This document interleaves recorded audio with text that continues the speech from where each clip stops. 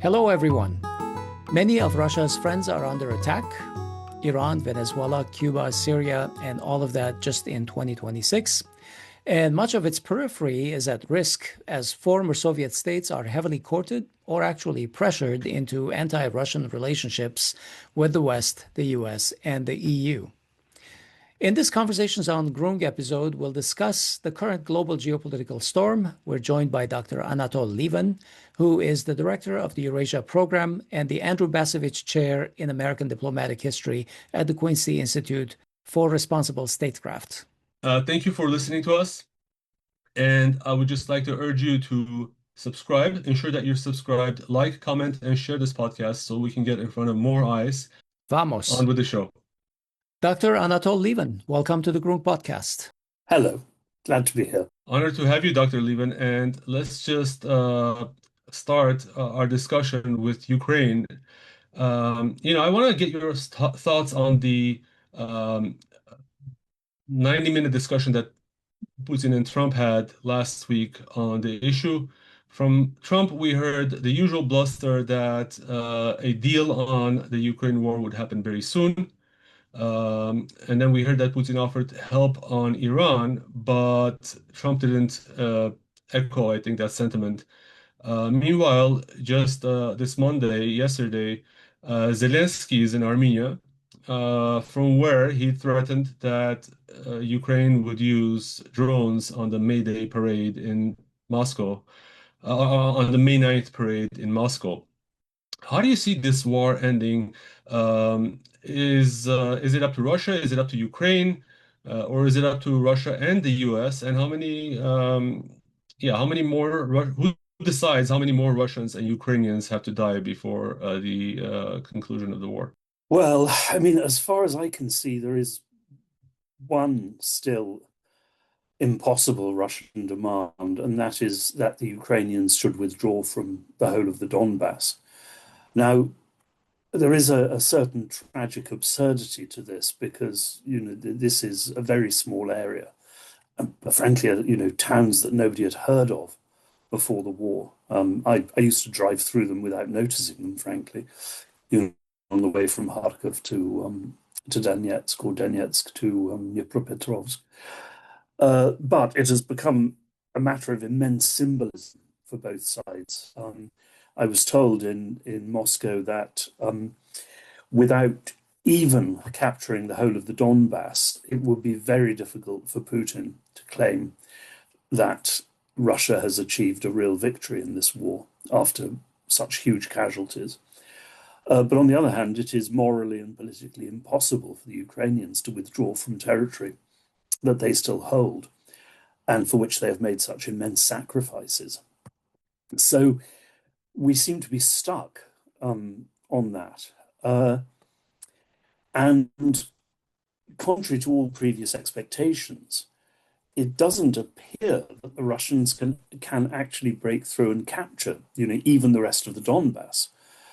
Because drones, in particular, have completely transformed the nature of war, and made accumulating the mass for a breakthrough suicidally dangerous. I mean, it is still possible that the Ukrainians will simply run out of men, but with drones, men are simply much less important. If it were simply a question of manpower, the Ukrainians would have lost long ago. Now, the other possibility is that the US will, it may be compelled to cut off arms sales to Europe to provide Ukraine. We don't know how disastrous that would be, because the Ukrainians are producing a lot now themselves, and the Europeans are helping. What would be disastrous for the Ukrainians is if the US cut off intelligence support, especially satellite intelligence. But that doesn't cost America anything, and that would have to be a decision by Trump, really to punish Ukraine and the Europeans. Now, he may do that. We see that he's extremely angry with the Europeans, but he seems to be trying to punish them in other ways rather than via Ukraine. Now, there's another factor involved, however, and I think myself that Zelensky's threat to attack the May 9th celebrations, if actually carried out, would be a disastrous mistake, because the Russians, contrary to much Western reporting, have not in fact used their full firepower against Ukrainian cities. They've attacked, I mean, you only have to compare the Russian campaign with what the Israelis have been doing, for example, to see the difference. But they could, and if Zelensky were actually, or the Ukrainians were to attack, the May Day celebrations, but inevitably involves, civilian casualties in Moscow, I think the Russians would simply, lose all restraints. Now, the thing about that is, from a Ukrainian point of view, that doesn't win Russians the war. I mean, and obviously it alienates still further the population of Ukraine. But of course, the more damage Russia does to Ukraine, the more money will be needed for Ukrainian reconstruction whenever it actually begins, and the more Ukraine's chances of joining the European Union, if it ever can, will be delayed. And as the Russian fears and anger shift from the US to the Europeans, keeping Ukraine out of the European Union becomes as important to Moscow as keeping them out of NATO. And in fact, they'll never get into NATO because the US simply will not guarantee them, nor will the Europeans, by the way. On the other hand, of course, Putin is under increasing domestic pressure from the growing economic crisis in Russia, inflation, war weariness. His popularity is sinking. He is being criticized in public, even by some old allies. So, I mean, my sense is, if the Russians could capture the whole of the Donbass, they would stop. They would declare victory, do a deal and stop. But it seems they can't. There is, I mean, Europe could play, I think, a much more important role, a positive role, if it were to offer, as Bart de Wever, the Prime Minister of Belgium, has suggested, the normalization of relations with Russia, the lifting or suspension of sanctions, and the resumption of energy purchases from Russia. That would be a great incentive, especially if, of course, tied to America doing the same thing, to Russia to give up its unacceptable demands and make peace. But the Europeans still seem to be, thinking that, if they can go on and on supporting Ukraine, that Russia will eventually collapse. Or, of course, it's simply that having, talked and talked and talked and talked for 4 years about the impossibility, of doing a deal with Russia, the present leaderships now find it impossible to do so. Yeah. Dr. Lieven, speaking of the Europeans who have just pledged another 90 billion to Ukraine, what is their strategy? Is it just to hold ground and hope for some change in the midterm as a result of the midterm elections in the US, and hopefully swaying the decision in Washington to towards the EU? What's being hoped for by the EU? Yes, I mean, it's that Trump will come under sufficient domestic pressure to change his policy towards Ukraine. And I mean, by the way, there are powerful factions within the Trump administration who want to do that. I mean, one of the big stories of recent months, I mean, above all, of course, as demonstrated by the war on Iran, but has been the return of the neocons under Trump, which nobody expected. At least, well, let's say I didn't expect it. And they, of course, hate Iran, but they also hate Russia. Well, they hate everybody. They hate Russia, China. They hate, anyone who mildly disagrees with with America. So the Europeans, can hope for that. Failing, I mean, they also hope, as I say, that that Putin will come under such domestic pressure that he will, in fact, give up his demand for more territory, and that you will have a peace I mean, you may still have a peace settlement, but that it will be one that can really be presented as a Russian defeat. Or if, of course, the Europeans can go on, not just for 1 year, but for 2 years, producing the money, they hope that if this war goes on, through 2027 and 2028, that the Democrats will win in 2028, and basically you'll go back to Biden and full support for Ukraine. So that seems to be the European approach. But of course, there's a big wild card there, which is that next year in France we have presidential elections, and we don't know, of course, what a Rassemblement National government would do as regards Ukraine. But we do know, of course, that they've been at heart much less enthusiastic about support for Ukraine. They are very hostile in many ways to the existing EU leadership of, von der Leyen. And they would, I think, I mean, they would be very hostile to certainly to any moves by the European Union that would require, significant economic sacrifices by the French population. So conceivably, that could, change things in the opposite direction. But we just don't know. Professor, you mentioned the resumption of possible trade relations between the EU and Russia as something that was proposed by the Prime Minister of Belgium. Do you think that is really possible, or do you think that the US would sabotage something like that? Because the US has been a key beneficiary of the stoppage of that relation now that they're selling all their liquid natural gas and everything over barges to the EU. There are all these conflicting interests between the West, let's say, which is not just a monolithic thing. There's the US and the EU as their own poles, and then there's Russia. Oh yeah, no, absolutely. I mean, there would be two things that would act against that.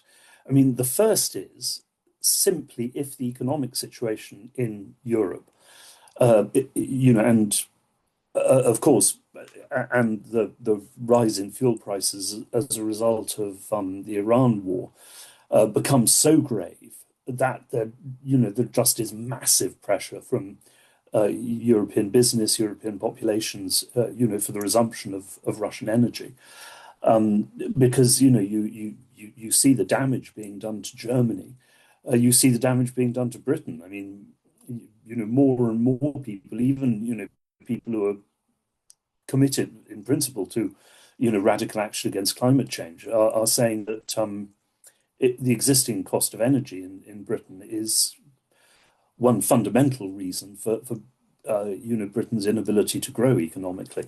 So that's one factor. The other would simply be, in Trump's mind, the balance between US economic interests and his desire for a peace in Ukraine that he could present, of course, as a great success for him. But I mean, just at the moment, part of the problem is, you see, that we thought this Trump administration was going to be much more effective and disciplined than the first Trump administration. And on domestic policy, I mean, it's of course made terrible mistakes, but yeah, I mean, there has been a certain unity of purpose.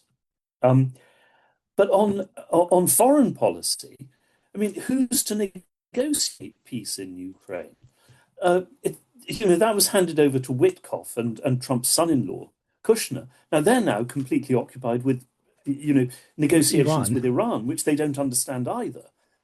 Yeah, I mean, Marco Rubio, the Secretary of State, it's not clear. I mean, he's both Secretary of State and National Security Advisor, but it's not at all clear on these issues what he's actually doing, if anything, because he doesn't seem to be responsible for the negotiating process.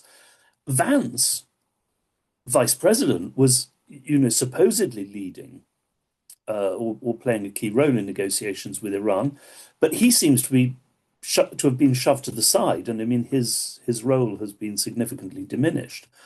And just at the moment, nobody, I mean, there are still occasional conversations taking place, but there is no negotiating process at the moment over Ukraine between you, because the Europeans won't talk to the Russians, and the Americans don't have anybody who can talk to the Russians. I mean, obviously, what Trump should do is, find a professional diplomat who can do that. But the level of distrust in the Trump administration for the traditional State Department is such that they wouldn't rely on anybody. They know very well how detested Trump is in the US Foreign Service. You could just hand it over to Rubio, but then again, does Rubio even want peace in Ukraine? Right. Don't really Well, know that. he is a key neocon right now in the administration. That's what I mean, that these deep divisions in the Trump administration and the return of the neocons who do not actually want peace. Right, right. Professor, last month, Viktor Orban lost a key election. He lost the prime ministership in Hungary. He was a nationalist who was seen as refusing to arm Ukraine against Russia and continuing to do business with Russia, energy relations, trade relations, despite various sanctions. Is his departure from the scene going to affect any kind of relations between Russia and the EU? Do you see that? Do you see that as any kind of a seminal event? Well, I mean, he was obviously playing a key role in holding up the EU loan package or aid package to Ukraine. So from that point of view, yes. But in some ways, even more significant was the question of what to do with Russia's suspended assets, 300 billion or so, held within the EU, but actually held in Belgium. And there, it was not Hungary, it was actually Belgium and France which blocked seizing those assets and giving them to Ukraine. There is, a good deal more resistance to really going overboard for Ukraine in Western Europe than necessarily always comes out in public. And as some sensible commentators have said, to some extent, Orban was a very convenient scapegoat for the West Europeans. They could put the blame for all the failures to help Ukraine on him rather than having to take responsibility themselves. So, I mean, that's the first thing. The second thing is Hungary was important, but it's a hell of a lot less important than France. If the French elections next year lead to a really significantly new French policy, that will completely eclipse, the role of Hungary. Oh, and finally, of course, on Hungary buying Russian energy, the new prime minister is equally determined to go on doing that, and the Europeans are so happy to have got rid of Orban that they've agreed to it. You talked about Iran just a while ago. I think the current state is that there are tensions, but the ceasefire still seems to be holding. There was some news about ships being attacked in the Strait of Hormuz. But it doesn't seem clear to me what the negotiations are going. I guess it's good that guns aren't blazing, but what's your assessment in terms of the trajectory of the negotiations? And do you see a possibility for a diplomatic off-ramp? There's a possibility. I mean, I think the latest thing that's been happening is, Trump trying, as so often, to present himself as tough and successful, by ordering American warships to escort these, vessels through the Straits of Hormuz. And the US has actually attacked, destroyed a dozen or so, Iranian boats. But by the look of things, there are a very limited number of ships that the US Navy can escort. And as long as, the Iranians can be confident of holding up 90%, say, of the traffic through the Straits of Hormuz, they can still bring huge pressure to bear on the world economy and therefore the US economy. If the US were really able to, convoy the great majority of the trade, that would be a different matter. But unless they, unless they deploy a much bigger part of the US Navy, and secondly, of course, they would have to be prepared at some point, to lose ships, or at least risk severe damage and significant casualties, which so far Trump has been desperately anxious to avoid. The key problem is, I think there's a perfectly reasonable deal to be done, but it would be essentially along the lines of the JCPOA, of 2016. Well, since Trump tore up the JCPOA and described it as a disaster, maybe Trump is capable, and we have seen this before, of carrying out what amounts to a surrender and then presenting it as a great victory. But of course, the other wild card is Israel, because clearly the Israeli agenda is still, the radical weakening or even destruction of the Iranian state. They don't want to compromise. And, in any peace deal, Trump would have to be prepared, really to get tough with the Israelis and tell them, to call off their war in Lebanon. Because without that, it will be very difficult for the Iranians to make peace. But finally, of course, this negotiating team, Witkoff, and still more, of course, Kushner. Kushner, close personal friend of Netanyahu. Netanyahu stayed in his bedroom. Who is Kushner representing in these talks, actually? Yeah, it's crazy. Madness. I've never seen anything like it in the entire history of diplomacy. Well, I suppose if you medieval times, maybe, yeah. Well, yes, in which you never knew whether the Duke of Brittany was really on the side of the King of France or the King of England, maybe, but you would have to go back that far. There's been nothing like it in modern diplomacy, at least not in public. There have been endless sort of traitors. But they did maintain a certain discretion about it, shall we say. Dr. Lieven, I was going to ask whether we can confidently state that Iran has survived this war, but I think you actually used even a stronger term. You said Trump has, it's a defeat for Trump. But then following that, I think I want to ask, is a nuclear Iran an inevitability at this point, especially coming from the perspective of Iranian decision makers? Well, not, I think, in the short term, because, if Iran were to really drive for that, the war would go on. Trump would simply have no choice. And of course, the Iranians have declared again and again that they don't actually want nuclear missiles. They clearly want the capacity to build them, at some point. My view is that in the longer run, yes, Iran will get nuclear weapons simply because the eventually, it could take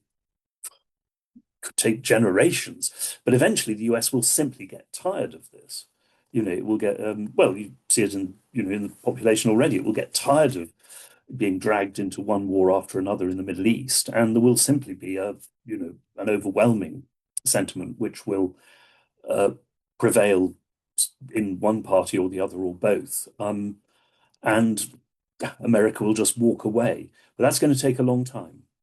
Dr. Lieven, about the question of Putin offering Trump to maybe take ownership of the nuclear stockpile from Iran and Trump refusing that. Why is that? Well, from Russia's point of view, it makes excellent sense. Russia is helpful to the US. It's helpful to Iran. This was, by the way, part of the JCPOA negotiations as well. I mean, why Trump has refused? I mean, it's very difficult to say what's going on in his head. I don't know if you saw an interview with Tucker Carlson in the New York Times, came out day before yesterday, I think. And Carlson, said he'd had, lots of long conversations with Trump. They used to be very close. And he couldn't actually work out what Trump was thinking about Iran because he seemed to have understood that that war was a bad idea. He'd certainly run on that platform before, and yet he seemed to be somehow bewildered or not.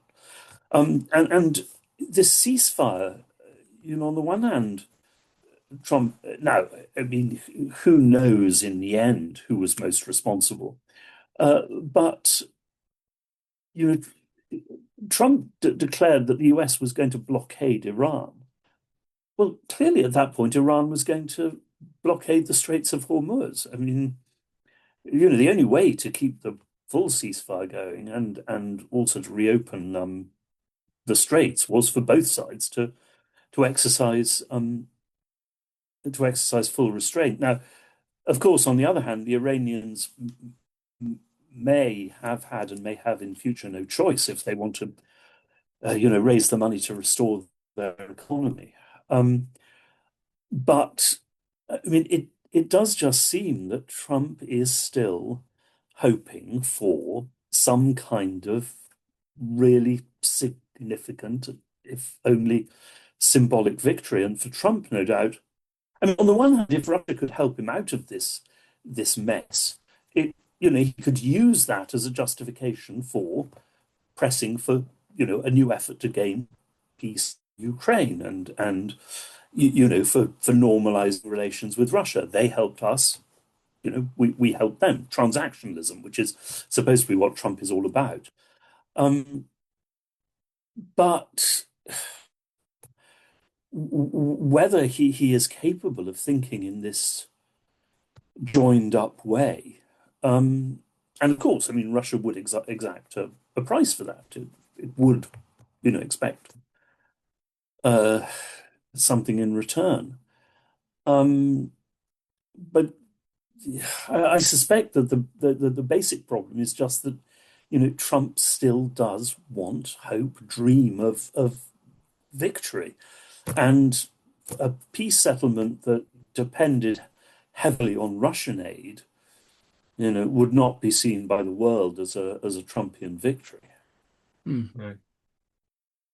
So just as the US is sort of a beneficiary of the break between the EU and Russia, it's benefited in this energy trade gap, let's say. It seems like Russia is maybe benefiting in this Iran and US war, where suddenly it is the beneficiary of the sanctions, the Strait of Hormuz suddenly being shut off, and it's making some money from this. In an interview a couple of weeks ago, I think it was Dmitry Peskov who said that Russia is not a participant in the Iran war. It's not our war, he argued. And as cynical as it sounds, Russia should extract maximum benefits from the Iran war. What does Peskov's statement really mean? Is the Russia-Iran relationship strategic or is it transactional? Oh, highly transactional. I mean, all this ridiculous talk in US and in Western security circles of an alliance of authoritarians or alliance of disruption between China and Russia and Iran. Absolute nonsense. There's been, you know, significant cooperation in certain areas. You know, obviously the Iranians sold Shahed drones to Russia in the Ukraine war. Russia is probably helping Iran, you know, with satellite intelligence. I don't think, you know, after the help that America has given to Ukraine, you know, help which has, after all, you know, killed several Russian generals, you know, led to huge economic damage to Russian infrastructure. I don't think you could stop the Russian military from, you know, giving some help to Iran, but they've kept it very discreet. You know, they clearly, you know, still want to keep try to keep good relations with Trump. So yes, this is a very transactional relationship. I think, you know, on the Iranian side as well. I mean, there's very little for Russia in you know, the only question is, I mean, how much practical benefit can Russia extract? And I mean, when it comes to the increased earnings, you know, from Russia's energy sales, that is important. And I mean, I think a year ago, it would have been much, much more important. But it seems that in the meantime, you know, the Russian domestic economy is in such trouble. You know, inflation has risen to such an extent, and war weariness has grown in the Russian population to such an extent that the increased earnings from oil. I mean, of course, they'll help, but you know, they can't simply sustain you know, the Putin administration to carry, you know, to go on and on and on and on with this war. I do think Putin wants out of it now, but of course, you know, it must be admitted, you know, Russia has. I think, you know, above all, simply because of Russia's failure to advance on the battlefield, its inability to do so. You know, there's this line that Putin is still, you know, Putin is still pursuing his maximalist demands. No, he isn't. You know, the Russian maximalist demands were for the whole of Zaporizhia and Kherson. Well, I mean, before that, it was obviously much bigger still. You know, now in territorial terms, it's just for this tiny sliver of the Donbass. They've agreed to a huge Ukrainian army. I mean, whether the Ukrainians can actually support an army of that size. But you know, so many of the initial points, you know, for example, Russia was demanding at Istanbul in March 2022 have been given up. But I think that's the problem, as Russians tell me.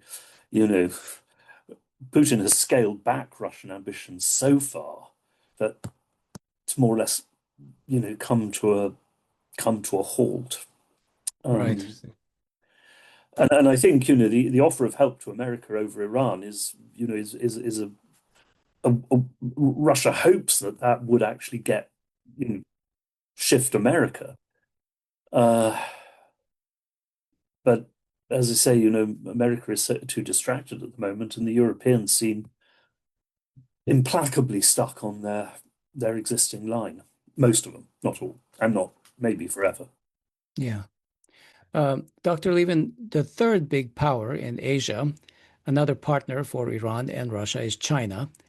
And it's also a major stakeholder in open trade routes and corridors through the region. And in your op-ed in the LA Times a month ago, I think it was April 4, right? You noted that Beijing has so far been careful not to arm Iran and not to stir up any regional conflicts or to exploit even America's difficulties in the region. Now, if the US continues with this naval blockade on Iran, how long can China stay out of it? Well, as a matter of fact, I've just spent 2 weeks in China, in Beijing and Shanghai. and asking, the Chinese officials, Chinese, experts and think tank people just this question. And I mean, there are differences in China, but certainly the official line, in private as well as in public, is still extreme caution and prudence.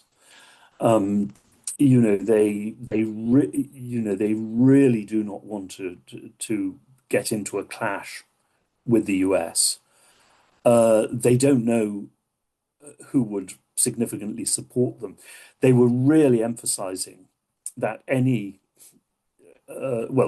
that there would be no Chinese, military aid to Iran, because I obviously asked, look, uh, uh, uh, some earlier in the Ukraine war, after a conversation in which some of the Americans were getting very angry with the Chinese about China supporting Russia, allegedly, in Ukraine with trade and dual use technology, and afterwards, this Chinese official said to me quietly, I do hope your colleagues realize that if we were actually to support Russia, Russia would win this war in 3 months.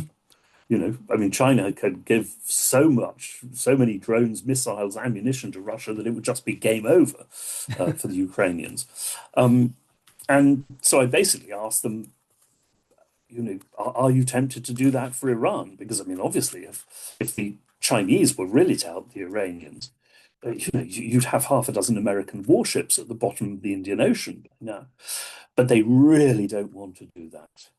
And even the ones who do want China to play a more active role are really stressing, multilateralism. Now, can they stick to that? I mean, I think at the moment they're hoping, that domestic pressure on Trump will basically push the US into an agreement. They don't, they wouldn't like it, but they don't, they don't regard paying a toll to the Iranians as a permanent toll, as a catastrophe, as something that they have to fight against or really reject. I think that what they're hoping is that if the world economic crisis, particularly in Asia, becomes sufficiently bad, they could lead, an international coalition, not a military one, but a diplomatic one, to put pressure on the US. This would then greatly strengthen their hand with Europe, because they worry a lot about Europe joining in US sanctions against China. And of course, it could be a wonderful opportunity for them to lead India, or at least, I mean, restore relations with India on Chinese terms. Even perhaps, if the energy crisis gets bad enough, even perhaps with Japan, and South Korea to a degree. So there's a lot, the Chinese have a lot to play for diplomatically through caution and, wait and see. I mean, I suppose it's conceivable that when the war is over, the Europeans are talking about, guaranteeing the security of the Straits when the war is over. Possibly, I mean, China might propose something via the United Nations, with a Chinese role there, but not to fight, of course, but for China to to play a security role in the region. But my whole sense from my talks in China was that is as far as the Chinese will go. They will not run serious risks over Iran. And of course, an absolutely key reason is that they know that if they do things in the Middle East that really, really annoy the Americans and Trump in particular, there is a risk. I mean, especially Trump being Trump, that he will respond by, for example, recognizing Taiwanese independence. And at that point, all the Chinese say, that's war. We have to go to war. Have no choice in the matter. We would have to fight. But they know that, of course, that would be taking a colossal risk. They really don't want to do that. But because, even if they won, the economic damage would be catastrophic. And, and then again, if it looked as if they were winning, the chances that America would resort to nuclear weapons would be very great. So, for the Chinese, as they said to me again and again and again, for us, everything comes back to Taiwan. Taiwan is it. Not that they are determined to seize Taiwan in the short term. Everybody I talked to denied that. They said, no, all this talk of Xi Jinping being determined to get Taiwan by whatever it is, 2029 is wrong. But making sure that Taiwan does not declare independence and does not, get American bases on its territory, that is absolutely central. To prevent that, they are prepared to do anything. Yeah. Dr. Lieven, coming to the South Caucasus, where I think regional states, especially I'm talking about Armenia and Azerbaijan right now, are posing complications or challenges, let me just say, for Russia and Iran in terms of geopolitical policies. I want to take us back to, I think, when to the after 1990. In fact, in Trita Parsi's book, The Treacherous Alliance, he was talking about how after the Soviet collapse, Tehran feared that Israel would get a foothold in the South Caucasus, but it feared that Armenia would be the conduit through which that happens. And ironically, it was Azerbaijan that for many years has become essentially a very strong and close partner with Israel. And even today, the Aliyev regime maintains that deep strategic partnership. Armenia, meanwhile, was once seen as Russia's partner and aligned with Russian and Iranian interests. It has shifted under Pashinyan, and following the 44-day war in Karabakh and his recognition of Karabakh as part of Azerbaijan, which is unfathomable to many Armenians still. It triggered a cascade of geopolitical changes, and we're talking about mainly, I think, right now, TRIPP, this Trump route for international peace and prosperity. The Azeris and Turks call it Zangezur corridor. I think it depends on it depends on how different parties see like the legal framework of that corridor, which is still, I think, which is still ambiguous. But in the context of this war on Iran, can Tehran realistically tolerate Azerbaijan's deepening alignment with Israel? And initiatives like TRIPP, it sounds like essentially a U.S. project meant to encircle Iran. Or could the South Caucasus become a renewed front for confrontation? Well, I mean, there is, though, one very important additional factor there, and that is Turkey. Because, Turkey is still obviously very important for Azerbaijan, more important in the end than Israel by a long measure. And also, obviously, the real economic driver of TRIPP in the end is that it should go through Armenia to Turkey, that it should become part of a whole east-west corridor between Central Asia and Europe through Turkey. Now, you know, Turkey is, of course, by now on very bad terms with Israel. And this isn't just Erdogan. It is also, of course, because the entire Turkish establishment Yeah.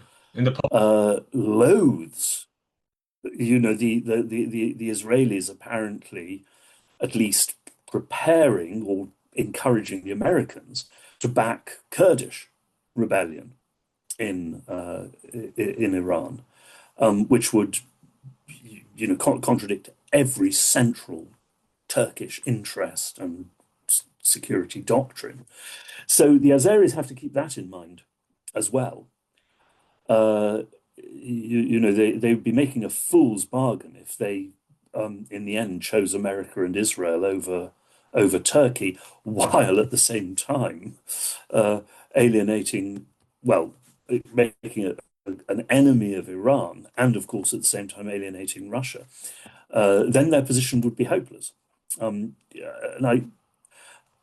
I think that they have enough basic sense and caution to understand that, and if they don't, I think Ankara will be telling them. So it seems to me that the Azeris will probably continue to play a relatively a restrained approach. They will not, for example, become openly the source of attempts to create Azeri rebellion in Iran, because that, of course, is the huge danger from Azerbaijan as far as Iran is concerned. I'm not saying that it would work, because the Azeri population is very well integrated. I mean, the Khamenei family are Azeris, actually, by ethnic origin. But I mean, even the threat of it would, well, as I say, it would directly infuriate the Iranians and indirectly the Turks. As far as Armenia is concerned, and I've been covering the Caucasus, for oh my God, how many years now? 34.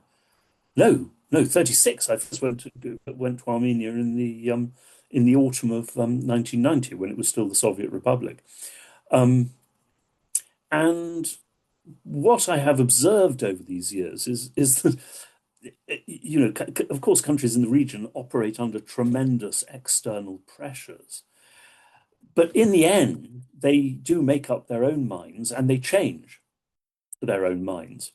I mean, one of the amusing things is that if you take Georgia and Armenia, it's almost as if the Georgians, Armenians, whatever one does at a given time, the other is determined to do the opposite. It's polar opposites, yes. For so long, Armenia, as you say, was very much in the Russian camp, and Georgia was bitterly opposed. Now, the Georgian Dream government is widely seen as not moving into Russia's camp, but certainly very anxious for good relations with Russia. And of course, under this government, Armenia has become bitterly anti-Russian. Well, give it 10 years and maybe it will have all swapped round again. I mean, we have to see how TRIPP will go. But and obviously there are great potential advantages for Armenia, as long as it doesn't involve, paying some terrible price, to Azerbaijan. And as long as it doesn't, involve actually, an east-west or cutting the north-south corridor. Because I do remember, I was also in Armenia, during the terrible winter of 92 to 93. And it was Iranian enemy above all, which kept Armenia going then. Yeah. Did you say Iranian energy? You get the cutoff. Yes. Okay. Yes. Yeah. And Armenia and Iran have been neighbors for what, 2,500 years? Depends on how you judge it. 3,500 years. Hell of a Yes. lot longer than America has been in the Caucasus, you know. So keeping, that, I think balancing multi-vector, as the saying goes now in parts of the former Soviet Union, especially Central Asia, a multi-vector policy makes excellent sense. But I've never believed it was in the core interests of Armenia to put all its eggs in one basket, Yeah. either in the Russian basket or in the American basket, because, well, I mean, as we see, Russia was not nearly as reliable as Armenians thought it was. Yeah. But I mean, look at Trump. I mean, can you really regard the United States as a reliable partner now? Yeah, Absolutely. You're and right. some would argue that it wasn't fully dependent on Russia to protect Armenia, but Armenia had agency in this as well. Many Armenians, I think, mistakenly assumed that Russia should have protected them when there were miscalculations on the Armenian side as well. But the Yeah, result of this shift by Pashinyan, if the intention was to um obtain geopolitical strength by switching poles from Russia to the United States, it seems completely the opposite has happened. Armenia has been severely weakened, if not outright dismantled, as a result of the war. And it seems the current leadership is constantly appeasing Azerbaijan, essentially capitulating to any demand. And what's worrying is that the status quo seems to be acceptable uh, to major players like the EU and the broader West. Of course, I would say, if Pashinyan is saying, Azerbaijan is okay, whatever they're demanding is okay, then why should they risk their relations with Azerbaijan when Armenia itself is not posing a challenge? But I mean, I see Armenia accelerating towards more capitulation. Uh, how would you assess, maybe I'm wrong, how would you assess the sustainability of Pashinyan's model of so-called peace when all it is, in my opinion, is just, concessions? Appeasement. well, I mean, the critical issue, obviously, there is, you know, Azerbaijan's claim to parts of Armenia, to Armenian territory in Armenia proper, um, on which, if you look at the rhetoric of the Aliyev regime, it has sort of gone in one direction and then the other. I mean, clearly, Washington and Europe are strongly opposed to that, and that if Azerbaijan were to do that, well, firstly, I mean, I don't think that the Pashinyan government could surrender Armenian territory. I mean, that's unheard of in international affairs. Um, but and also, I think there Azerbaijan really would isolate itself. But yes, I mean, and I have said this to Armenian officials. Of this government, who of course are so angry with Russia for not fighting, for Armenia over Nagorno-Karabakh. Well, nor did France, nor did the United States, nor did anyone, nor, of course, tragically, has anyone ever historically, despite so many promises and statements. Um, but of course, the other key thing is simply that Armenia has always been, uh, just by where it is and Russia's lack of other allies, very important for Russia. Not necessarily in ways that have been good for Armenia, but at least, Russia has to care. America doesn't have to care. one of the things that the last few years have revealed, of course, is that the Armenian diaspora has less influence in the US than had been thought and hoped.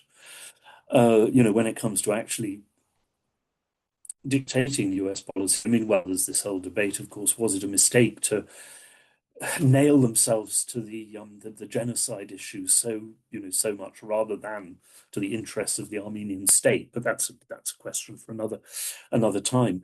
But a Georgian friend said to me, years and years ago now, sadly, I mean, he was a filmmaker, which of course gave him a particular perspective. But he said, in the Soviet solar system, we were like Venus.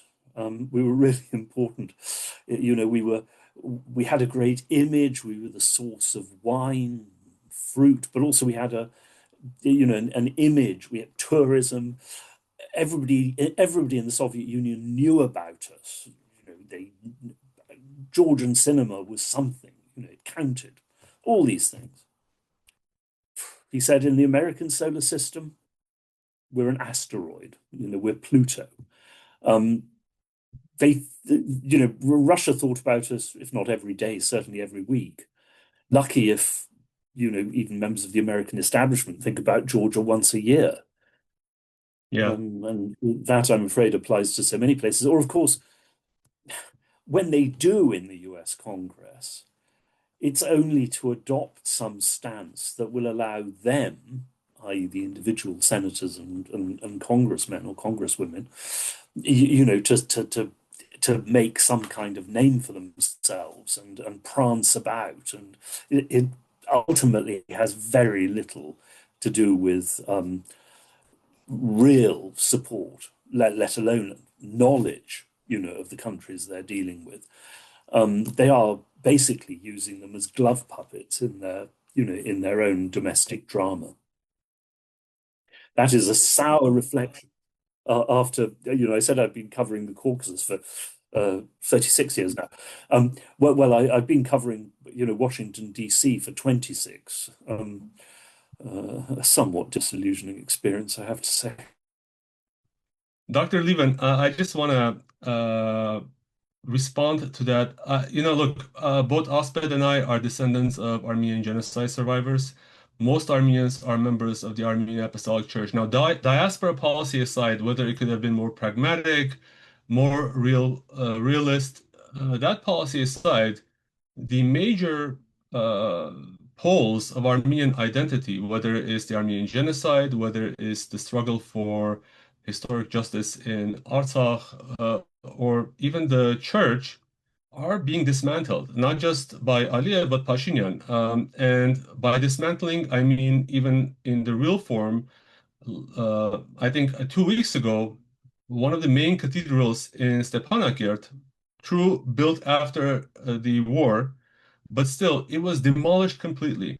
And even Pashinyan himself said, well, that's their territory. They can do whatever they want. I mean, I'm paraphrasing, but that was the gist of it. I can assure you that for many Armenians, that's catastrophic sin.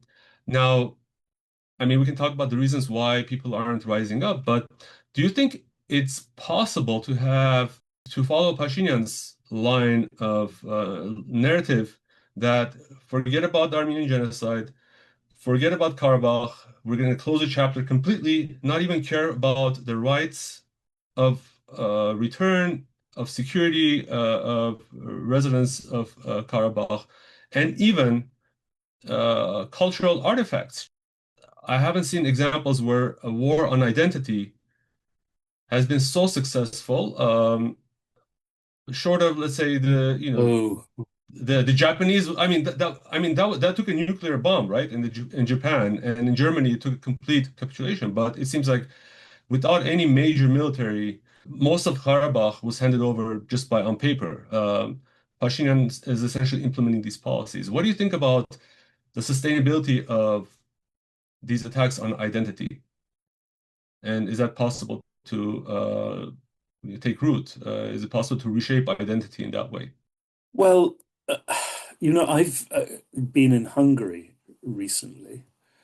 I actually was based in Hungary for a year, way back as a journalist for the Financial Times. As I'm sure you're aware, by the treaties that ended the First World War, Hungary lost more than two-thirds, quarters of its historic territory, including, But they still have a political eight. party called TISA, no one is telling them not to look towards the river Tisa, just like Pashinyan is removing Mount Ararat from the passports and everything. That's the difference, I think. Yes, but the thing is that you will never remove from the Hungarian consciousness the idea of the kingdom of St. Stephen, the idea that Cluj, uh, Kolozsvár, whatever you want to call it, Klausenberg in Transylvania is a Hungarian city. But it has been, accepted on a pragmatic basis that the there is no chance of actually reconquering these territories for Hungary. Now, of course, thanks in part to the European Union, despite tensions, the Hungarian minority in Romania, enjoys far greater. Right, well, the Armenian minority in Azerbaijan doesn't exist anymore, of course. I'm half Irish.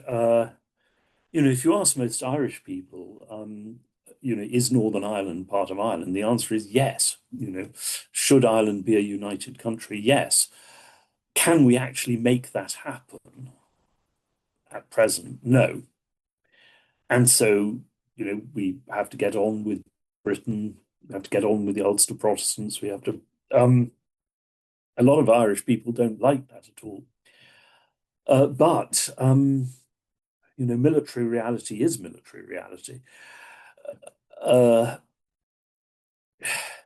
would have a somewhat different attitude if there was any chance of Armenia and Azerbaijan both being members of the European Union. I mean, at that point, you can actually bring serious leverage to bear and appeal to European rules.